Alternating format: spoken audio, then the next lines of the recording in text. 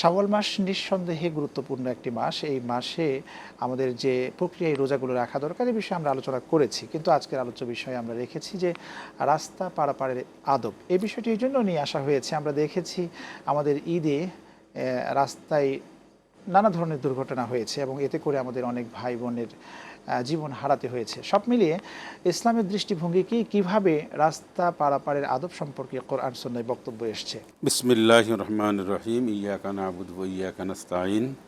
ধন্যবাদ।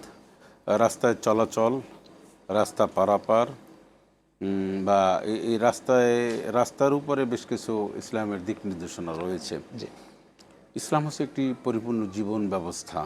ইসলাম এমন কোনো কিছু বাদ রাখেনি যে মানুষের কল্যাণের জন্য, দেশের কল্যাণের জন্য, জাতির কল্যাণের জন্য, সমাজের কল্যাণের জন্য অপূর্ণতা কোনো কোথাও নেই, বা একটা পরিপূর্ণতা আনার জন্য দুনিয়ায় কোনো কিছু তৈরি করতে হবে। কিন্তু ইসলাম বলেছে যে ইসলাম যেহেতু একটি পরিপূর্ণ জীবন ব্যবস্থা, ইন্নাদ-দীন ইনদাল্লাহিল ইসলাম, আল্লাহর একটি মনোনীত ধর্ম, এটা আল্লাহ রাব্বুল আলামিন দিয়েছেন। রাস্তায় কেমনি আপনি চলাচল করবেন, গাড়ি চলাচল কীভাবে চালাবেন, ফুটপথের যে কী বিধিবিধান সবটা আল্লাহ বলেছেন। প্রথমত হাদিস শরীফের মধ্যে যেটা আমরা লক্ষ্য করি সেটি হচ্ছে রাস্তায় চলাচলের জন্য, পারাপারের জন্য কতগুলি অধিকার, হক, দিক নির্দেশনা রয়েছে। এই কথা রাসূল আকরাম সাল্লাল্লাহু আলাইহি ওয়াসাল্লাম তিনি সাহাবা আজমাইনদের সামনে তিনি বর্ণনা করলেই সাহাবীরা বললেন, ওমা যাহাক তারিক ইয়া রাসূলুল্লাহ, আবার রাস্তা আবার হক কি? রাস্তা পারাপার চলাচল, এখানে কি রাস্তা একটা ফ্রি জায়গা থাকবে? রাসূল সাল্লাল্লাহু আলাইহি ওয়াসাল্লাম বলছেন, ও জনকল্যাণ, রাস্তার মানুষের কল্যাণার্থে ইসলামের দিক নির্দেশনা দিয়েছে। প্রথমে দিয়েছেন যে গদ্দুল বাসর কাফুল আযাম, তোমার চক্ষুকে রাস্তা চলাচলের ক্ষেত্রে নিম্নগামী রাখবে, দৃষ্টি অবনত রাখবে, দৃষ্টি সুদৃষ্টিতে চলাচল করবে পরনারীর থেকে, নারীদেরকে বলে পরপুরুষের থেকে। তারপরে এই একটা জিনিস সেটা হচ্ছে যে দেখে শুনে তুমি যাচ্ছ তো যাচ্ছ, হ্যাঁ যাচ্ছ একদম লর্ড স্টাইলে তুমি যাচ্ছ। কোরআনে বলছো বলে তুসাইর খাদ্দাকালীন নাস বলে তামশিবিল আরদি মারহা ইন্নাল্লাহা ইউহিব্বু কুল্লা মুখতালিন ফাখুর। দাম্ভিকতার সাথে তুমি চলতে পারবে না। একটা মানুষ বোঝা নিয়ে আসছে, তাকে প্রাধান্য দাও। একজন নারী এসছে, তাকে একটু রাস্তা করে দাও। একজন দুর্বল মানুষ, সে আগে আসছে, লিফটে আগে যাচ্ছে বা সিটে, সব ব্যাপারে তুমি একটা প্রাধান্য দাও। তোমার দৃষ্টি সব সুদৃষ্টি রেখে চলো, পজিটিভ দৃষ্টি রেখে চলো। তারপরে আরেকটা বলা হয়েছে গদ্দুল বাসর ওয়াকাফুল আযা।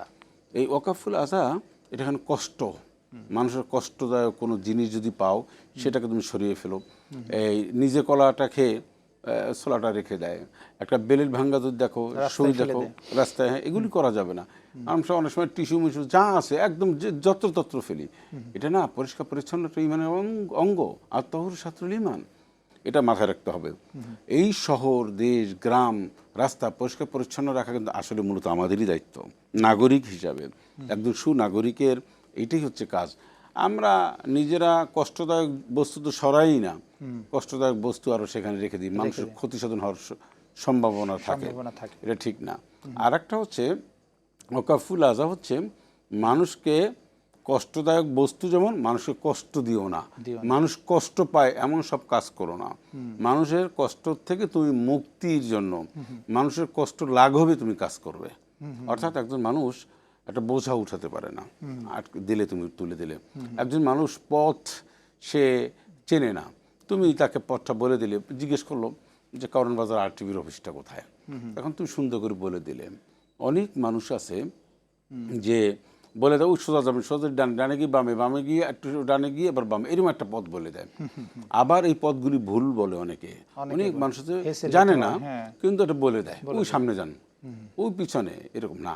আপনি যদি না জানেন, আপনি না জানলে আপনি বলুন ভাই আমি তো আসলে চিনি না, একজন ভালো মানুষকে জিজ্ঞাসা করেন, এটা একটা ভালো কাজ।